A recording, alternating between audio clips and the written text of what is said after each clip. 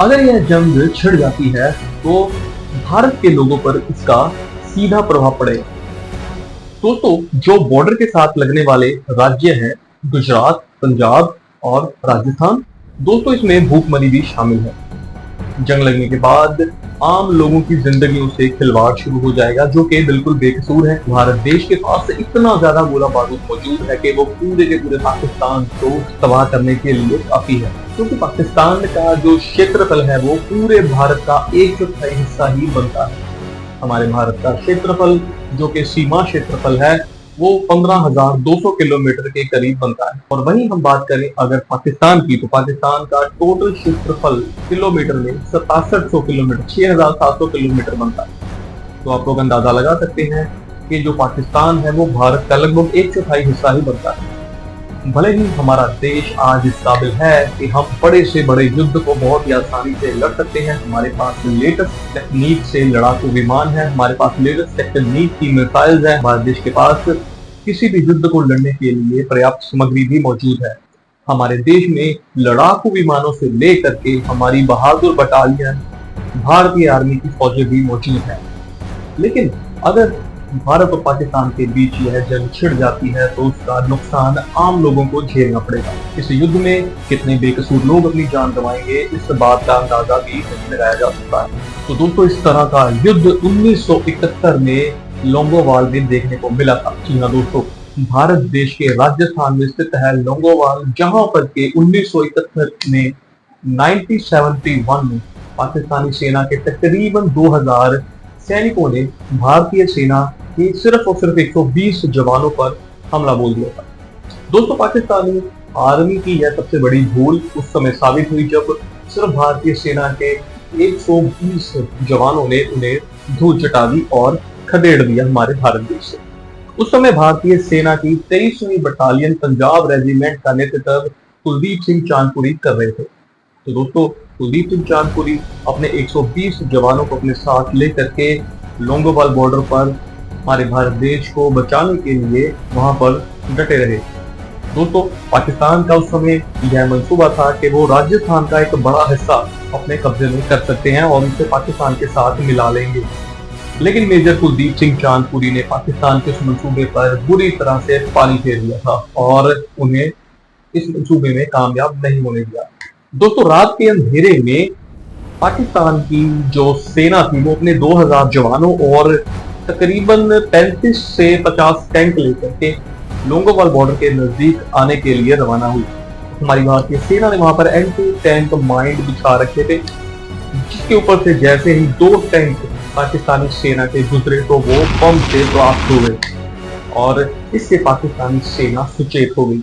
उसके बाद उन्होंने अपने जवानों को वहीं रुकने के लिए कहा। पाकिस्तानी मेजर ने अपनी सेना को वहीं पर रुकने के लिए कहा और पाकिस्तानी सेना ने वहीं से भारतीय सेना, जो कि थोड़ा ऊंचाई पर थी, उसके ऊपर हमला शुरू कर दिया। हमारे भारतीय सेना के 120 जवानों ने 2000 पाकिस्तानी सैनिकों पर अंधाधुंध फायरिंग शुरू कर दी।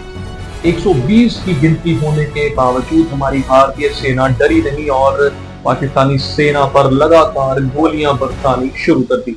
उस समय हमारे बहादुर सिपाहियों के पास कोई भी टैंक मौजूद नहीं था। हमारे भारतीय सेना के जवानों के पास जीप के ऊपर 2 जीप थी और उनके ऊपर एक तोप के जैसी उन्होंने एक मशीन तैयार की थी, जिससे उन्होंने पाकिस्तान की सेना पर गोले दागने शुरू कर दिए। जब भारतीय सेना ने पाकिस्तानी सेना पर गोले दागने शुरू किए, उस समय पाकिस्तानी सेना में एक डर का माहौल पैदा हो गया और उन्हें जो इंफॉर्मेशन मिली थी कि हमारे भारतीय सेना के 130 जवान हैं, तो उन्हें अब लगने लगा था कि कहीं ना कहीं हमारी इंफॉर्मेशन छूटी है। भारतीय सेना के पास 400 से 500 लोगों की फौज है, क्योंकि भाई भारतीय सेना के जवान लगातार नारे लगा रहे थे जय हिंद के और गोलीबारी लगातार कर रहे थे, मशीन गन से गोलियां चला रहे थे उनकी सेना पर और न जाने कितने पाकिस्तानी सैनिकों को उन्होंने वहां से मार गिराया था। तो वही एंटी टैंक माइंड की जानकारी जब पाकिस्तानी सेना को मिली थी, तब उन्होंने अपनी सेना को वो एंटी टैंक माइंड डिफ्यूज करने के लिए हुक्म दिया। तो दोस्तों, जब वो सेना एंटी टैंक माइंड डिफ्यूज करने में लग गई, उसी समय हमारी सेना को थोड़ा और समय मिल गया, क्योंकि हमारी जो लड़ाकू विमान थे वो नाइट विजन के अकॉर्डिंग नहीं थे उस समय, क्योंकि भाई रात में वो विमान नहीं लड़ सकते थे। उस समय जो लड़ाकू विमान थे उनको इंतजार करना था सुबह होने का, और इतने में ही पाकिस्तानी सेना ने अपने सैनिकों को हुक्म दे दिया कि आप लोग सीधा इंडियन आर्मी पर हमला बोल दीजिए।